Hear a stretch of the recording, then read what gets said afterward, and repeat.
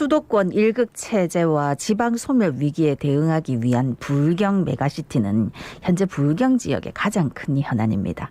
올해 출범 예정이지만 아직 해결되지 않은 쟁점들도 있다 하더라고요. 어떤 것들인지 또 앞으로 부울경 메가시티가 출범하면 우리 부산에는 어떤 영향을 줄지 자세히 알아보는 시간 가져보겠습니다. 예, 부울경 메가시티 합동추진단 자문위원장이세요. 부산대 행정학과 김용철 교수 전화 연결돼 있습니다. 교수님 안녕하십니까? 안녕하십니까? 예, 안녕하세요. 예, 그동안 부울경 메가시티 관련해서 쟁점 사항이 몇 가지 있었는데 그 부울경 메가시티 출범 시기가 확실히 정해진 겁니까? 어떻게 되는 거죠? 예, 아직 출범 시기는 미정입니다. 원래 당초에는 이제 3월 이전에 예, 출범을 목표로 추진이 되었습니다만은 말씀하신 대로 청사 위치나 의원 정수 문제 등 몇 가지 문제 때문에 합의가 되지 않은 상태에서 아직까지 출범 시기는 좀 불투명한 상황입니다. 예, 네. 방금 또 언급하셨는데 부울경 메가시티 의회 구성, 청사 위치, 의원 정수에 대해서 논의를 했는데 지금 진행 상황은 어느 정도입니까? 예, 지난 10일에 그 양산에서 의회 그 3개 의회 그 상임 특별위원장단 회의가 있었는데요.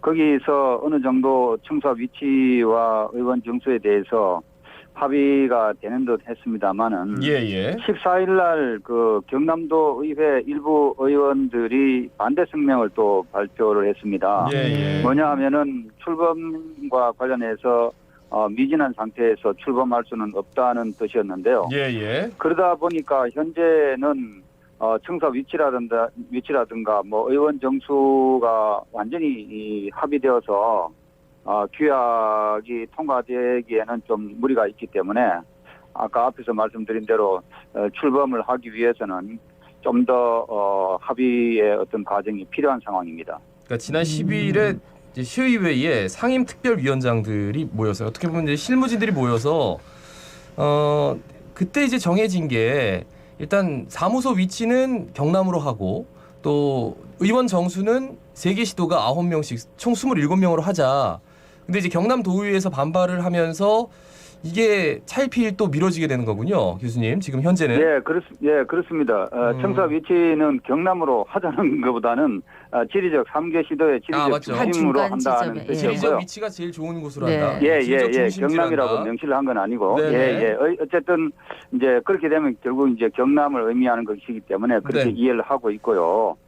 그 다음에 의원 정수도 이제 9명씩 27명으로 하자는데 이제 아까 말씀하신 실무진들이 합의를 했습니다만은 예. 이게 이제 6자 합의체에서 그러니까 시도지사와 의회 의장단 합의체에서 결론을 내서 규약 안에 명시가 돼야 되는데 아직 거기까지는 가지 못했습니다. 그 의장단이라고 하면은 이제 시의회 의장들이 3개 시도. 예, 시의회 의장과 도의회 시도지사. 의장. 예. 그렇게 해가지고 모였는데 이제 경남도의회 자체에서 이제 반발 성명이 나와서 이제 좀 녹록지 않다라는 말씀이시네요. 여기까지 정리하겠습니다.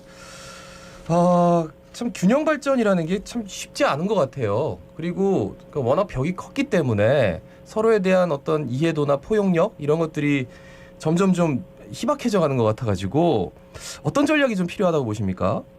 예, 이 균형 발전을 위해서는 우선 이제 이 메가시티 이 사업도 주로 이제 행정이나 어떤 이 사업 추진이 능률성 위주에 치우치고 있습니다. 예. 그러다 보니까 참여 지자 단체라든가 지역 간의 어떤 분배적 소득 이전의 어떤 장치가 좀 미흡한 상태이죠.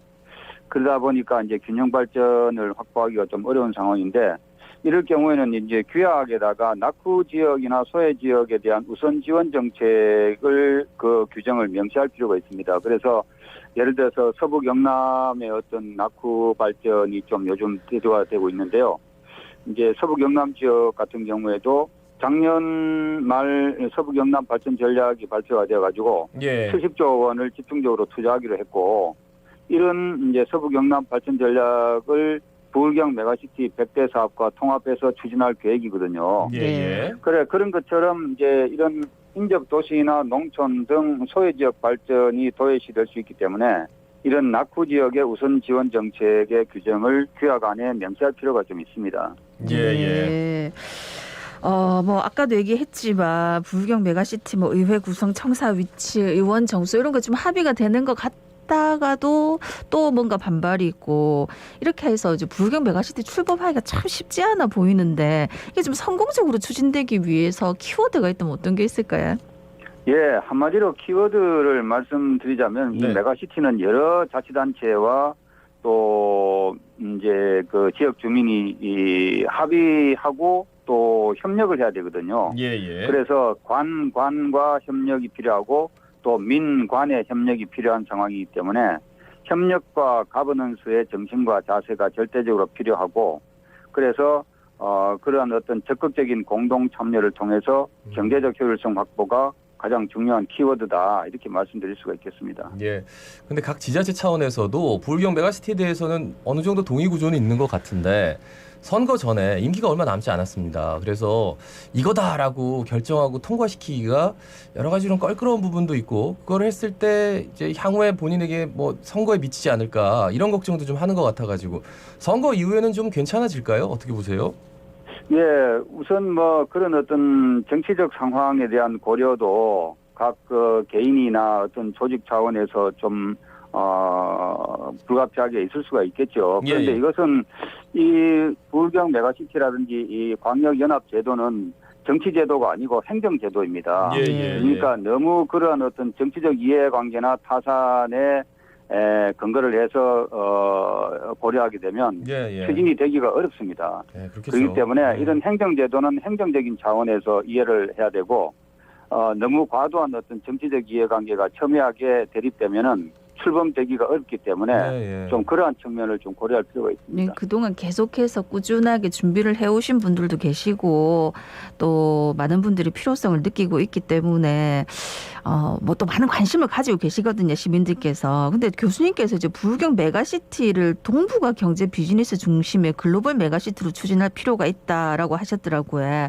어떤 내용입니까? 예, 이것은 이제 제가 이제 주장을 한 것인데요. 예.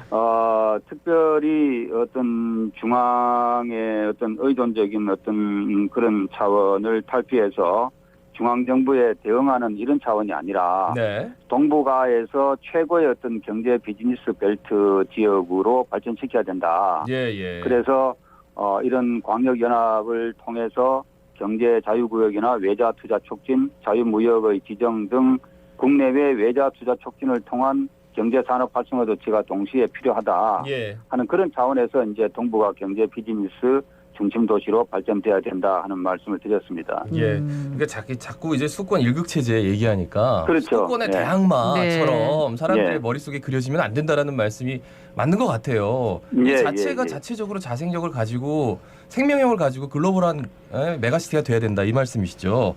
예. 그 마지막으로 한 말씀 남겨주시죠. 예.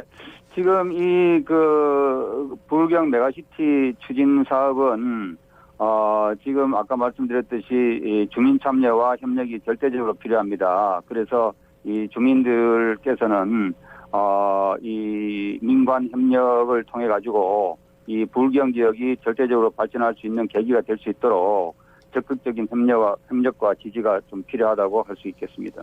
예, 말씀 잘 들었습니다. 고맙습니다. 고맙습니다. 예, 감사합니다. 예, 부울경 메가시티 합동추진단 자문위원장이시죠. 부산대 행정학과 김용철 교수였습니다.